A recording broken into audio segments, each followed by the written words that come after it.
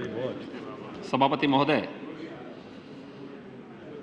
माननीय जनजातीय कार्य मंत्री ने संविधान अनुसूचित जनजाति आदेश संशोधन विधेयक जो इस सदन में प्रस्तुत किया है, मैं इसका समर्थन करता हूं।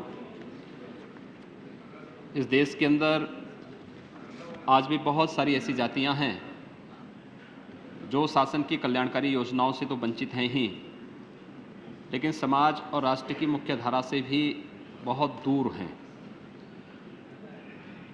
उपेक्षा के शिकार हैं, निरक्षर हैं और बहुत सारे स्थानों पर तो खानाबदोश की सी जिंदगी व्यतीत करते हैं।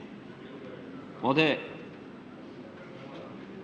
अगर स्वतंत्र भारत में भी हम इस देश के प्रत्येक नागरिक को उसका उचित हक नहीं दिलाएंगे और सामाजिक न्याय की स्थापना नहीं करेंगे तो स्वाभाविक रूप से राष्ट्र को सशक्त भी नहीं बनाया जा सकता। उपेक्षा के कारण, सामाजिक उपेक्षा के कारण, शासन की लापरवाही के कारण आज उन जातियों के बीच में बृहद स्तर पर धर्मांतरण की राष्ट्र विरोधी गतिविधियां हो रही हैं। नक्सलवादी गतिविधियां इस देश के अंदर उन्हीं क्षेत्रों में ज़्यादा प्रभावी हुई हैं जिन तक शासन की कल्याणकारी योजनाएं नहीं पहुंच पाई हैं या सरकार की उपेक्षा और सामाजिक भेदभाव जिनके साथ हुआ है, वहां पर नक्सलवाद भी चरम पर है। और इसीलिए मैं आपका ध्यान इस दुखद सच्चाई की ओर आकर्षित करना चाहता हूं कि शासन की कल्याणकारी योजनाओं का लाभ और समाज की मुख्य धारा के साथ उन सभी जातियों को जोड़ा जाना चाहिए जो अब तक वंचित रही हैं। अनुसूचित जाति, अनुसूचित जनजाति में या फिर अन्य पिछड़ी जातियों में जो भी उनका उचित स्थान है उसमें उनको शामिल किया जाना चाहिए। मैं खासतौर से पूर्वी उत्तर प्रदेश की ओर आपका ध्यान आकर्षित करता हूं। महोदय, जब मैं इन घुमंतु जातियों को देखता हूं, उनके बीच में जाकर के हम लोगों ने कुछ कार्य भी किया है। आप आश्चर्य करेंगे कि रामायण काल आप देखेंगे तो भगवान राम के जो सहयोगी थे यही बनवासी थे, यही पोल थे, यही भील थे, यही बनवासी थे जो आज जिन्हें हम अपने से दूर करके जनजाति के रूप में जिनको हम स्थान दिलाना चाहते हैं। भगवान कृष्ण के समय यही लोग उस समय की व्यवस्था के साथ जुड़ करके राष्ट्र को बचाए थे। और यही नहीं, महाराणा प्रताप और छत्रपति शिवाजी महाराज के सहयोगी भी यही जातियां थीं जिन्हें आज भी हम जनजाति कह करके इस समाज से अलग किए हुए हैं। अगर कहा जाए तो इस देश की सही मायने में विपरीत परिस्थितियों में, उन विपन्न समयों में, गुलामी के समय में देश की स्वतंत्रता के लिए जिन्होंने अपना सब कुछ न्यौछावर करके, वनों में रह करके, पहाड़ों में रह करके, अन्य उन क्षेत्रों में रह करके देश की स्वाधीनता की रक्षा की थी, उनमें सब जातियां आती हैं। बहुत सारी जातियां घुमंतु जातियां, उन घुमंतु जातियों के बीच में अगर आप जाएंगे तो वो एक ही बात कहते हैं कि हम तो महाराणा प्रताप के वंशज हैं। गोरखपुर में एक जाति है बधिक जाति, वे गोरखपुर समाज के बिल्कुल अलग थलग पड़े रहते हैं, कोई विकास की कोई योजना उन तक नहीं पहुंची। मैं एक बार अचानक उनके बीच गया, मैंने उनसे पूछा, मैंने कहा भी आप लोग ऐसे क्यों रहते हैं? उन्होंने कहा समाज हमें स्वीकार ही नहीं करता। मैंने कहा आप लोग कौन हैं? वे सब लोग अपनी टाइटल सिंह लिखते हैं। सरकार ने आजादी के बाद उन्हें अनुसूचित जाति में शामिल किया तो उन्होंने कहा नहीं, हम लोग का मूल राजस्थान से, हम राजस्थान से भाग करके आए हैं। जब महाराणा प्रताप जंगलों में हल्दी घाटी के युद्ध के बाद उन्हें जंगल में जाना पड़ा था तो हम में से कुछ लोग ऐसे थे जिन्हें भाग करके अलग अलग स्थानों में जाना पड़ा था, हम लोग उनमें से हैं।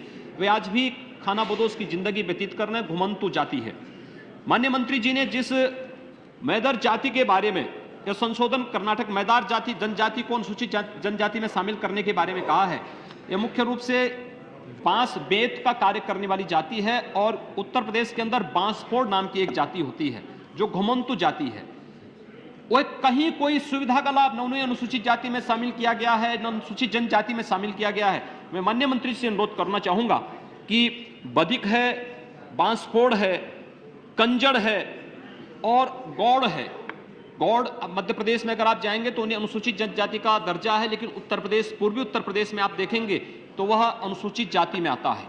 तो इन सभी को अनुसूचित जनजाति में शामिल करके उसका लाभ उन्हें प्रदान किया जाए। समाज की मुख्य धारा में हम उन्हें कोई अपनी तरफ से हम उन्हें गिफ्ट नहीं दे रहे हैं, कोई वरदान नहीं दे रहे हैं। यह हमारा एक दायित्व है, एक राष्ट्रीय दायित्व है कि जो समाज की, राष्ट्र की विपन्न परिस्थितियों में रक्षा किए हैं, अगर आज वे विपन्न हैं तो हम उनके सहयोग के लिए आगे आए, उन्हें सामाजिक न्याय की स्थापना करके राष्ट्र को सशक्त बनाए। एक दूसरा, यहां पर जो कुछ प्रस्ताव आए हैं, कुछ माननीय सदस्यों ने दिया है।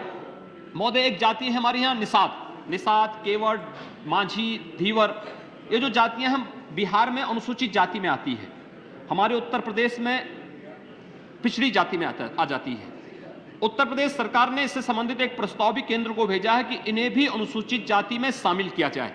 मैं आपके माध्यम से माननीय मंत्री से अनुरोध करना चाहूंगा कि निषाद, केवट, धीवर, माझी, बिंद आदि जो जातियां हैं, इन्हें भी शासन, ये आपका मंत्रालय नहीं लेकिन जो भी हमारे माननीय मंत्री हैं, नारायण स्वामी जी हैं, वह संबंधित मंत्री तक इस बात को पहुंचाने का कार्य करें कि इन जातियों की स्थिति अत्यंत बदहाल है, अत्यंत पिछड़ी हैं, बहुत कमजोर हैं, अलग अलग स्थानों पर अलग अलग, दिल्ली में कुछ, बिहार में कुछ, उत्तर प्रदेश में कुछ। इसलिए इन सबको भी अनुसूचित जाति में शामिल करके सही अर्थों में शासन की कल्याणकारी योजनाओं का लाभ इन्हें मिले, सामाजिक न्याय की स्थापना हो और राष्ट्र को सख्त बनाने में योगदान ये जातियां दे सके, उनका लिया जा सके। आपने मौका दिया, धन्यवाद। श्री प्रबोध पंडा।